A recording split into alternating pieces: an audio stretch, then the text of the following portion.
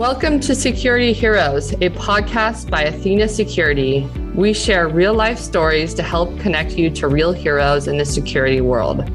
I am your host, Lisa Falzone. Warning, the following recording contains potentially disturbing content. Listener discretion advised.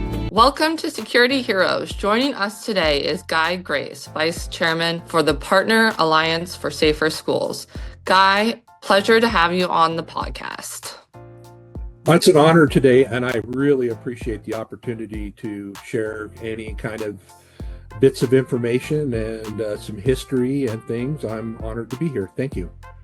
Yeah, you're a celebrity in the school security space, so we're really excited to have you. Thank you. I would say that is hard knocks experience.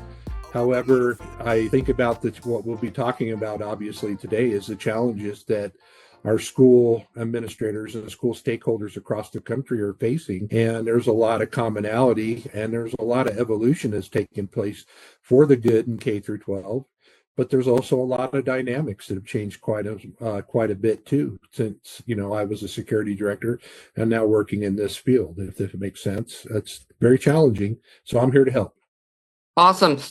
Yeah, I mean, from my perspective, we've typically, sold into hospitals, and schools always just seem like a different kind of animal as far as selling into school security. You have to deal with the parents, you have to deal with these different investigative reporters that are analyzing every purchase that you make. It's like almost you're going to get criticized. It seems like you're going to get criticized no matter what. But, that's my perspective. So I'd love to hear your perspective. Well, I think about this, and as we talk about it, as we go through, like the questions you will ask me, it's the challenges are, how do I say that, are amazing and can be overwhelming for our K through 12 stakeholders. And I really don't believe society is aware in many cases of what our school officials have to deal with on a daily basis.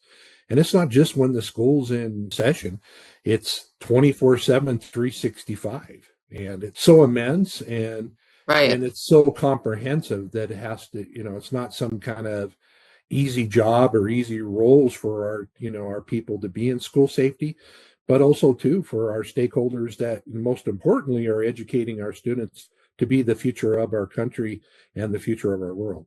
So you've won some awards for your security expertise and advice. A lot of organizations want to tell people a little bit about your career and what you do as a background. Well, sure, and I'm honored to say that. I'm on my 40th year in school safety or school security or in the security field. And I would say, obviously, 2 of those years was devoted to college and going into the field of school safety and being in the United States military beforehand. But I've devoted 40 years of that, of my life to school safety. And that was as a school security director in Colorado, in Littleton, Colorado, from 1990s, the end of 1989 to the end of 2020. However, I've been involved beforehand with other school districts in the regionals in the state of Colorado beforehand too, in the private security functions. And as I look back to that through that career, I've also, we've had a lot of different situations and incidents that we responded to, but also to being involved in the collective national discussion of school safety for my entire career. And I feel that obviously school safety has evolved. So what I've tried to do in my endeavor is now along the way, I've supported school districts and organizations through consulting and also doing technology development. For example, another facet I was involved in was in the national litigation for all of the states in our country that recognize that Juul, or I won't say that, vaping was a tremendous issue in K through 12. We have so many, and it still is a huge problem. And when we look at that, I was involved in technology design for the legal aspect of what kind of technology that would be needed to address the vaping epidemic that's in our K through 12 schools. So right now I serve in my leadership role with the Partner Alliance for Safer Schools as the vice chairman, but I do the steering committee, which is the technology steering committee. And what we do is we look at, through the Partner Alliance for Safer Schools, we set those guidelines and recommendations for our country, our nation's schools, both private, public, you name it, in the K through 12 spaces, a layered security approach. Another fantastic group that I love to convey, it's just started up in the last 2 years, is the National Council of School Safety Security Directors. I'm one of the founding members, and I'm on the board, and I also chair the governance committee. What I do is help to, across all 50 states, is for help our K through 12 security directors with their legislation and needs that are coming back into the K through 12 spaces, and helping basically the governance of K through 12 and how they can create a true unified, proactive, holistic life safety systems in their schools across the country. So it takes all of us, your company, our stakeholders that are out there. It takes a huge community to keep our schools safe and to empower our learning environment on a daily basis. It's what we're all here to do, to empower the teachers to teach, the students to learn, and our community to be confident in our education processes.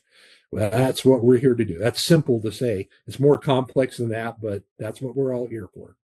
Awesome. You're a big believer in proactive security. Can you talk about that, and what does that look like? Well, when I think about that, reactive security assumes we'll recognize danger in time and respond perfectly. And history shows that it's not a safe assumption. And we look at that. So being reactive versus proactive, it's just not a great assumption. So proactive security is about reducing risk long before a crisis ever reaches a classroom, and includes behavioral threat assessment, early intervention, environmental design, controlled access, and also to enable communication systems. And what that communication systems could be technological, but most importantly, it's about the humans that are in our schools and in our school environments, and allowing them to communicate efficiently in our community to help keep our schools safe. It's about empowering all of those different stakeholders that are utilizing and being educated in our schools, but are utilizing their schools and have those family members in a school. So when I think about that, school safety isn't an event or a switch you flip on during a lockdown, for example, or during an emergency protocol. It's 24/7, 365 responsibility that our K through 12 stakeholders have in our country. And that includes daily operations, after hours activities, weekends, and community use of school facilities. And when I think about that you think about that, a lot of people assume, hey, when the school's open for 8 hours for classroom instruction time. No, the average school in the United States is probably seeing 18 hours a day of being opened and being used for facilities use, such as after hours school events, the sports and other venues, Boy Scouts, Girl Scouts, you name it. All of these community uses going on, because the school is actually often the centerpiece of the community. It's the community center. But also, too, we think about when I started, we didn't have social media. I mean, we didn't have all of the way that people communicate these days, especially our young people. And we look at what has tremendously evolved for school safety is the expectation and the due diligence that is required of our school districts to be managing and interacting with their students and their staff 24/7, 365. That's a huge responsibility. And it is daunting for K through 12 stakeholders. So what is that? That's more of being proactive than reactive. It might seem like a reaction, but getting in there and being in there and setting up your human roles and processes, your policies and procedures, and setting up your components. And that includes communication, but all of the other technology aspects. And most importantly, being good stewards and good humans is what we all have a responsibility to empower that learning environment on a daily basis. Awesome. What's some new technology that you like and you've seen implemented well in the school system, and like how is it able to be implemented well? Well, I believe in there's no single type of technology that I believe that is the strongest, so to say, but I'm very impressed by technology. And why am I very impressed by technology now? Well, what we're seeing is a unified life safety integrated approach through a layered security process. So I'm very, how do I say, encouraged and impressed by the adoption of school safety security technology, most importantly, empowering the human beings that are working and learning in our schools on a daily Mm-hmm. basis. So when I look at that layered security approach, I look at the foundational components of alarms and detection, video management systems, architectural, communication, cyber security. But I look at other spaces too as well. We look at like the dress and the panic alarms. We look at weapons detection and AI and other technologies that come in here and actually are making these safety and security solutions more collaborative, working together to help keep our schools safe on a daily basis. So what am I impressed by? I'm impressed by the ability of our technology providers, the openness of our school districts to create an open, integrated environment that in a basic nutshell has improved the response capabilities, the detection, instead of being reactive, taking those integrations, making them proactive. And when I look at that, I'm just so impressed by that, because when I started, we didn't have a lot of technology. And then as we went through time, it was more of standalone and Mm-hmm. technology that was like enterprise and didn't have an open architecture, didn't work well with other technologies. But what we're seeing now is a layered security approach, taking technology and making it work better to empower that learning environment on a daily basis for all hazards response. It's fantastic. So sometimes people are skeptical of new technology. How do you deal with that? And how do you deal with like an implementation of that when you have, these investigative journalists that are kind of analyzing it and parents, etc. Well, foremost, when a school makes a decision on what they're going to implement in the school, first of all, they Mm-hmm. should establish that team, the safe Right. buildings team, and they take all of the different stakeholders that are in that district, within the district and outside the district. But then the next process would be doing a risk assessment of your facilities, of your postures, and to determine what the risk would be. So applying the components of a layered security approach to making them effective in your school. So it's looking at what do we have right now to address our basic needs. And then it's Mm-hmm. all about like friend of mine, Mike Garcia out of HID, for example. One of those things we've always described this as the Legos approach. We always, Mm-hmm. when we're kids, we got Legos as young men and women, and it was designed to build one different object, if that makes sense. But Yeah. as young people, we made them into other things. If you were, just being innovative with those Legos. And so when we're building that technology, is putting the basics in place when we're implementing them, and then scaling that technology to be interacting or having interoperability with the new layers of higher end technologies that we put in. So to answer your question is, number one, build on risk.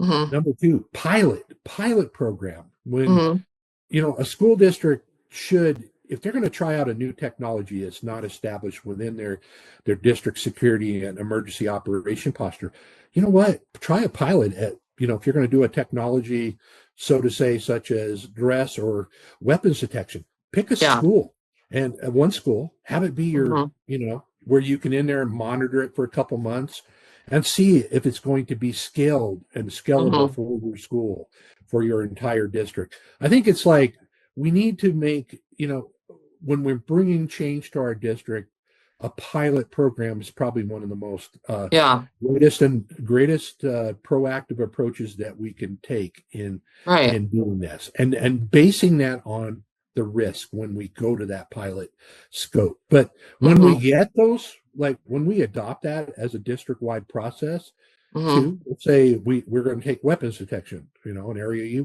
know quite well. We scale it from one building and we put it into the school, but we also need to create a program, sustainability, how it's going to, because you've seen one school.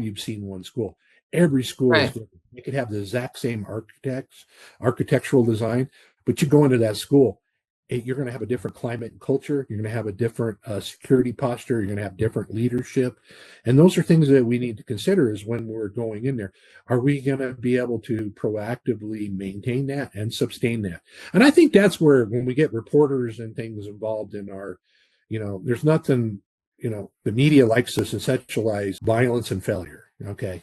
We never, seldom ever hear about the more of the proactive security actions that our schools takes, which are probably tens of thousands to the one negative incident that takes place in K through 12.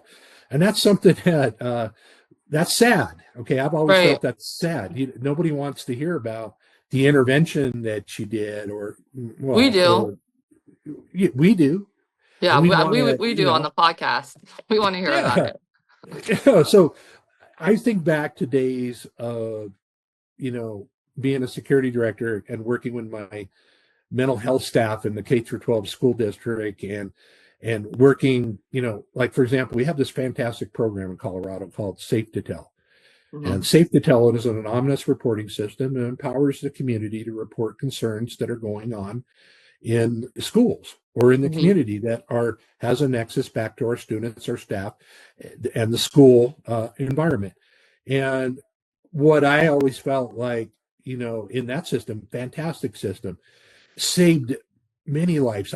There were several times where we literally had kids who were right in the process of suiciding. Okay. And because of those intervention and empowering people to communicate, we were able to create processes and procedures, or, procedural approach to stop that from happening. Literally putting a rope on some poor kid, now those kids are alive this day, or stopping a school shooting. But also, when I think too about other approaches of, when utilizing school safety technology, for example, things that you provide, or the companies where I work for and things, is those technologies too. They detect, deter, and deny quite often. And we don't hear about that. But when they fail is when we have the reporters or a lot of the people coming in and saying, oh, look at that school district. They failed because they didn't do the right things. Often they did do the right things, but often what happens is, if we look at school safety, is the procedural side and the human beings failed, right? Like I have a prop door, or I Allen wrenched the door open, or the cameras are down and they didn't detect this, or I didn't take that kid's call for help seriously, or I didn't interpret through a threat assessment, what that kid's call out for help was, or this and that. And those are the things that, that bother me. But we also see, I guarantee to the listeners of this audience today, that our schools versus where we were in 20 years ago, are probably facing 10 times the amount of situations that we were seeing back then. And why is that?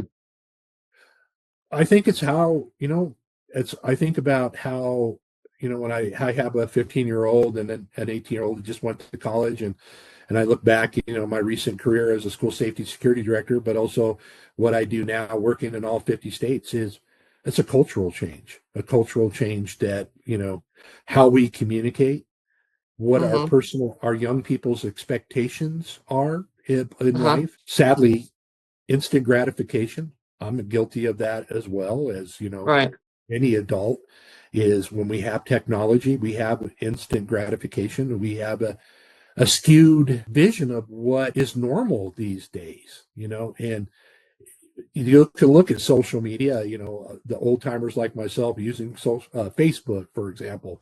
We look at, how much negativity is on Facebook, versus proactive, positive interactions. And you think about where kids are, or young people are, the social media that they have is so dynamic and so many choices, and they're in there. And I just believe that we've kind of, in a way, we have not lost society, because they're 99.99% of our children, our adults, are good people, right?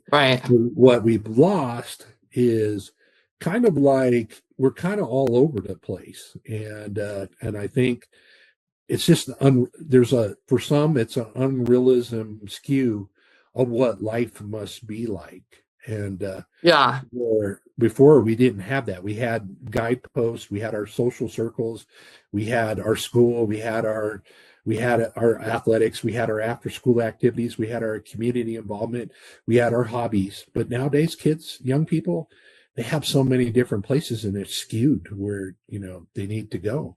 And they have people on the left and the right, Hmm. and I'm not trying to be political here, but they Yeah. have people that skew people socially into directions that kind of challenge them in a way, not challenge them in a proactive way, but kind Right. of get them lost in the dissonance of communication. That's what I think. Sorry, a lot to say I'm there. always curious because I hear that across the board. You mentioned that you have, or your team has helped prevent some active shooting situations. Can you talk more about like the specifics of that and any heroic stories? Well, to be fair, I think about we look at people in K through 12 across the country, and every day I want to say that there's some heroic, heroes out there every day in K through 12. And when I think about that, when we look at the active threat incidents across the country, they are rare, but they are glaring, but rare. Okay, when we Right. look at the scope of events, we have several thousand school districts, and we have 55 million students in schools. We have about 7 million staff members, and then we have probably another 20 million volunteers. The dynamics of that in K through 12. But when I look back, when I think about, aversions, the aversions would often come through hear something, see something, say something, and then reporting that through, like the safe to tell system, Mm-hmm. approaching a trusted adult, detecting an anomaly of persons that work in the schools or work in school safety, detecting an anomaly and acting upon that anomaly. Mm-hmm. If it doesn't feel right, it's probably not right. And Right. it's one of the things I've always believed in is when you work in schools and you work in a long time, whether you're a teacher, custodian, foods, somebody, you're really attuned into your environment. Mm-hmm. You start to become hyper aware of situations, many people do, and trust your gut. And I Yeah. believe I've seen many situations be averted by everyday people, students and staff, community members who trusted their gut that something was not right. So when I look at that averting things, like, Mm-hmm. we had a kid that back in probably did around 2011, 12, I don't recall exactly the dates, but had built some explosive devices, and Oh, wow. um, and what had happened was, from what I understand, he had plans to attack one of our middle schools. Uh-huh. But you know what? That a student came bravely forward and said, Uh-huh. "Hey, there's something wrong with. I heard this information, and this kid is doing that." But you know what was really good about that? We averted that processes and communications averted that violence. But you know what? From what I understand, and just monitoring that kid through his academic career and later on, he became a very productive human being. Does that make Oh, sense? Like wow. the aversion was, yes, he was held accountable. But you know what was so fantastic about that was he became, from what I understand, again, I haven't tracked him into his adult life, but he became a fantastic adult. And I've seen That's that too, crazy. where I've seen others too, where maybe a kid that I caught for violence or burglary or something like that when I'm in my career. And then, it always made me feel good 10 years later. Maybe I'm down at the 7-Eleven store or the grocery store, and I see that young man, very Mm-hmm. recognizable with these people, and they're Yeah. there with kids themselves Oh, and wow. productive. Isn't that what we're here for? Okay, there's people that do monstrous things, Yeah. but if we can redivert people to Yeah. a positive outcome and make them better human beings, that's what or empower them to be, not make them, empower them to be better human beings. That's what we're here for. It's all about education, but I'm not being flowery and glory, because there's some people that cross lines, right? Sure. And we got to stop them before they cross the line. And that's through good policies, procedures, behavioral threat assessment, management, but also fostering communication in our districts. Totally.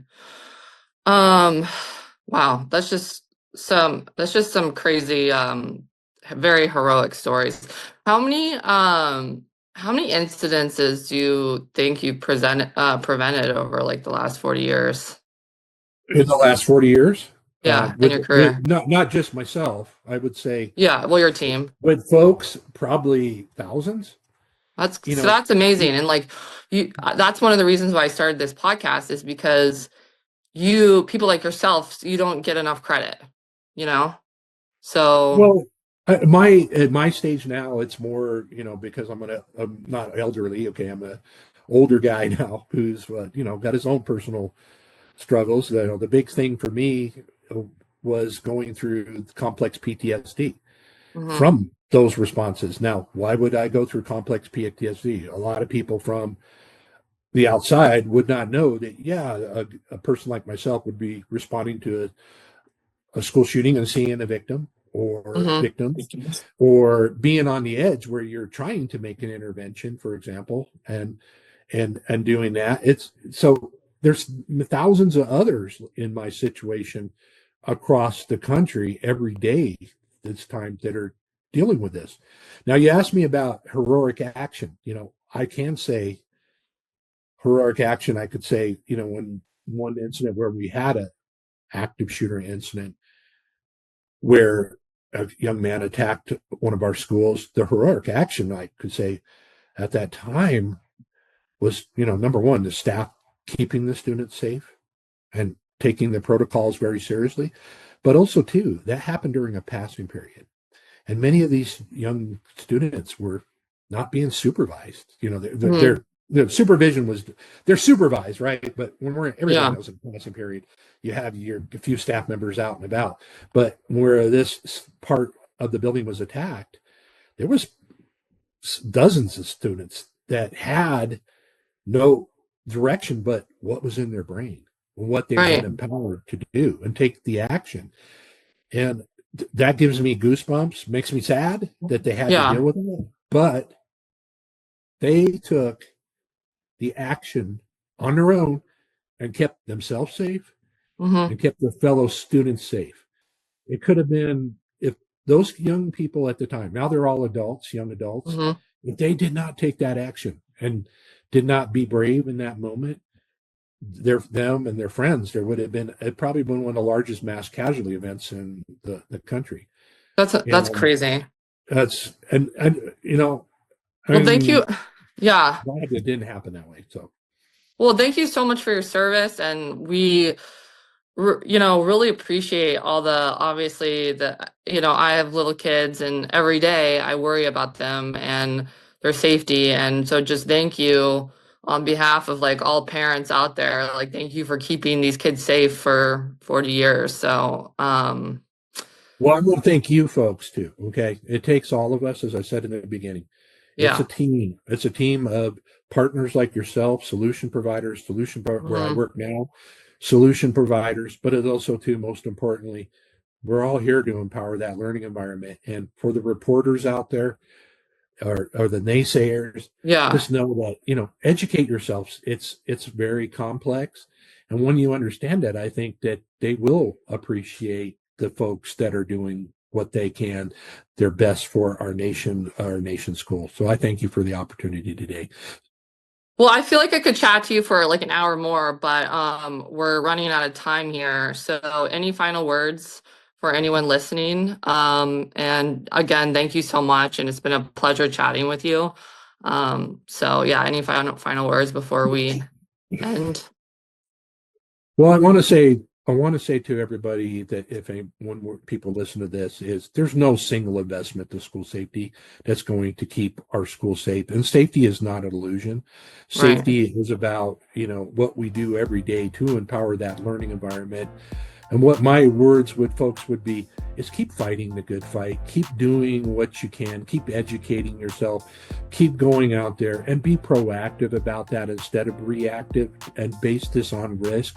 Be open-minded, not closed-minded. And you know what? Communicate and foster interoperability between yourselves, other professionals who are doing like what you do. Learn from each other, because and learn from the past as well. And be open to new technologies, be open to new procedures, new human roles and actions. It's very important, because our space, K through 12 safety and security, is very technical and it's continuing to evolve. So thank you for being here. Thank you so much, Guy. Security Heroes is brought to you by Athena Security. To find out more about Athena Security and how we help save lives through our weapon detection solution, visit www.athena-security.com. And then make sure to search for Security Heroes in Apple Podcasts, Spotify, and Google Podcasts, or anywhere else podcasts are found. Make sure to click subscribe so you don't miss any future episodes. On behalf of the team here at Athena, thanks for listening.